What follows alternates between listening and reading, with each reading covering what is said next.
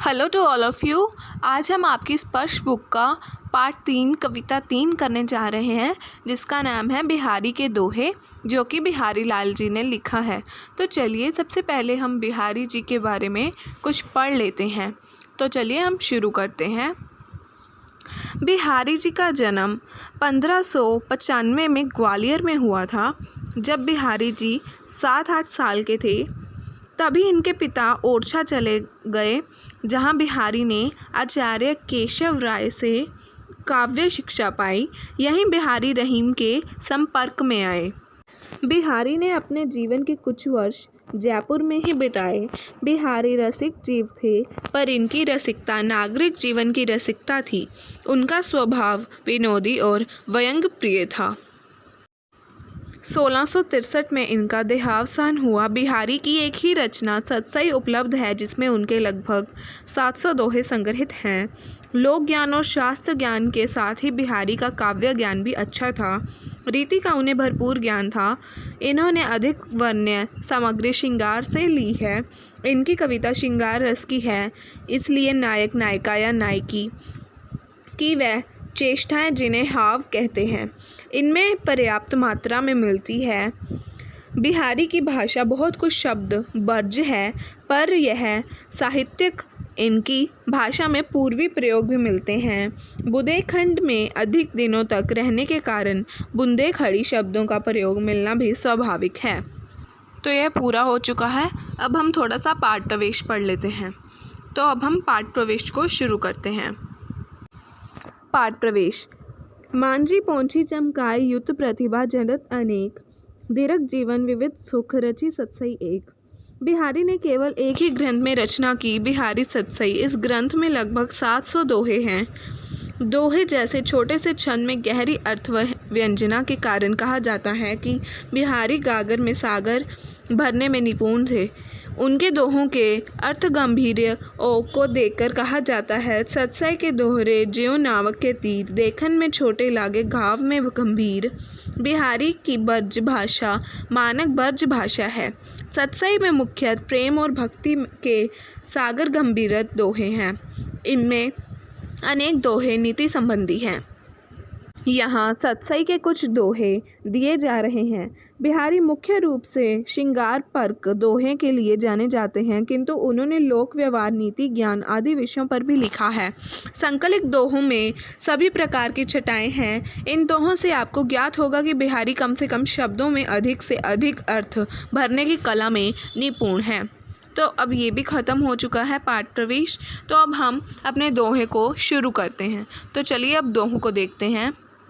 तो चलिए पहले हम पहला दोहा करते हैं। सोहत ओढ़े पीतू पटु श्याम सलोने गात, मनो नीलमणि सेल पर आत्मो पर्यो प्रभात।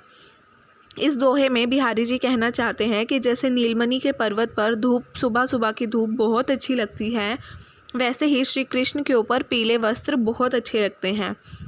कि गात का मतलब है शरीर, कि उनके ऊपर पीले कपड़े बहुत अच्छे लगते हैं। कि नीलमणि के पर्वत पर जैसे सुबह सुबह की धूप बहुत अच्छी लगती है, वैसे ही श्री कृष्ण के ऊपर भी पीले कपड़े बहुत अच्छे लगते हैं।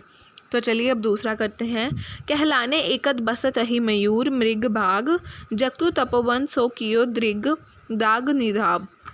इसके अंदर बिहारी जी कहना चाहते हैं कि इस वक्त दिघर दाग का मतलब होता है भयंकर गर्मी, और निदाग का मतलब होता है ग्रीष्म।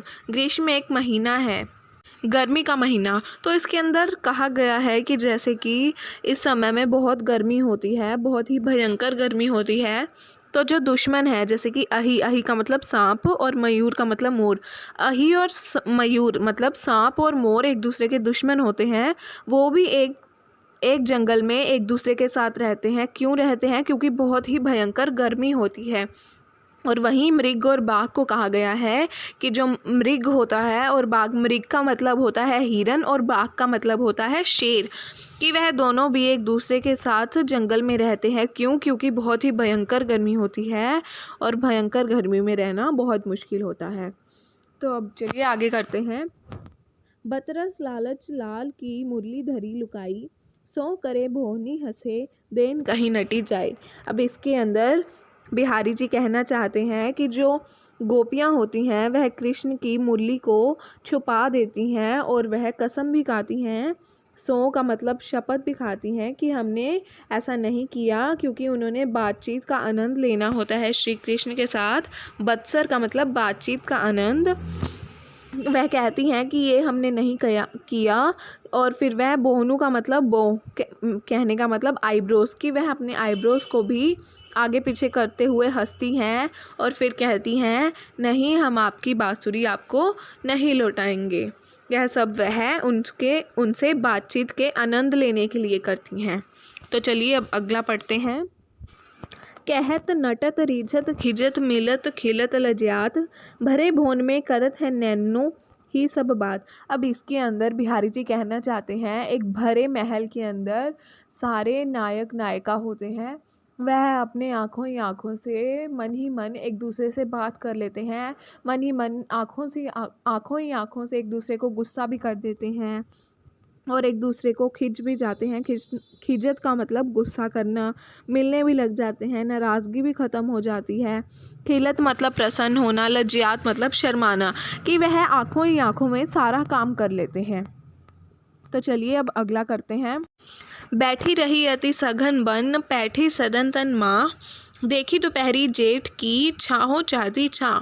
अब इसके अंदर बिहारी जी कहते हैं कि जेठ का महीना चल रहा है, मतलब जेठ का महीना मतलब जून का महीना, कि जून के महीने में बहुत ही ज़्यादा गर्मी होती है और जो छाया होती है वो भी कहती है कि मुझे भी छाया दे दो, कि जो छाया होती है वो भी कहती है मुझे छाया दे दो।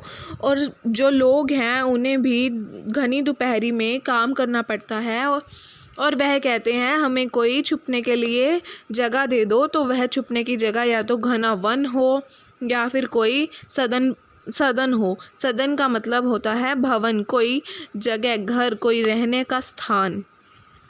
तो चलिए अब आगे बढ़ते हैं। कागद पर लिखत न बनत कहत सदसु लजात, कहिए सबु तेरो हियो मेरे ही की बात। अब इसके अंदर कहा गया है कि जो लेखिका होती है उसे लेखक को एक चिट्ठी भेजनी होती है, अपने हृदय की बात बतानी होती है। वह कहती है कि मुझसे कागज़ पर लिखा भी नहीं जा रहा है और मैं किसी को कह भी नहीं सकती कि मेरा संदेश पहुंचा दीजिए, क्योंकि उसे उस बात पर लज्जा आती है, शर्म आती है। तो चलिए अब आगे पढ़ते हैं। प्रगट भय द्रिजराज कुल सबसे बरस ब्रज आई, मेरे हरो कलेस सब केशव केशव राई।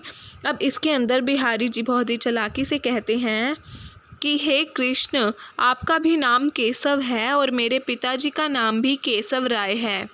केशव राय बिहारी जी के पिता का नाम है, कवि के पिता का नाम है।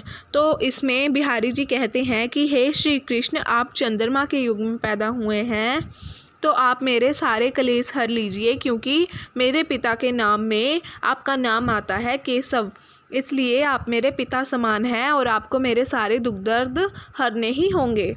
चलिए अगला करते हैं। जब माला छापे तिलक सरे न एको कामू, मन कांचे नाचे वृथा सांचे गच्चे रामू। अब इसके अंदर बिहारी जी कहते हैं कि कोई भी माला जपने से कोई भी काम पूरा नहीं हो जाता, कि वह काम पूरी तरह से ख़त्म नहीं हो जाता। क्योंकि आज सब कहते हैं मैं भगवान का भक्त हूँ, मैं भगवान का भक्त हूँ। नहीं, ऐसा सब कुछ बिल्कुल सच्ची भक्ति से ही होता है। मन कांचे का मतलब बिना सच्ची भक्ति, बिना सच्ची भक्ति के कुछ भी काम पूरी तरह से ख़त्म नहीं हो जाता, कोई भी काम पूरी तरह से अच्छी तरह ख़त्म नहीं हो जाता। इसलिए श्री कृष्ण कहते हैं कि मेरी सच्ची भक्ति मतलब सच्ची भक्ति करने से ही सारे काम ख़त्म होंगे। तो हमारी ये कविता भी ख़त्म हो चुकी है। मैं आशा करती हूँ आप सबको ये समझ आई होगी। तो ऐसी वीडियोस देखने के लिए प्लीज़ हमारे चैनल को सब्सक्राइब कर लीजिए और लाइक दे दीजिए। Okay, bye bye, take care.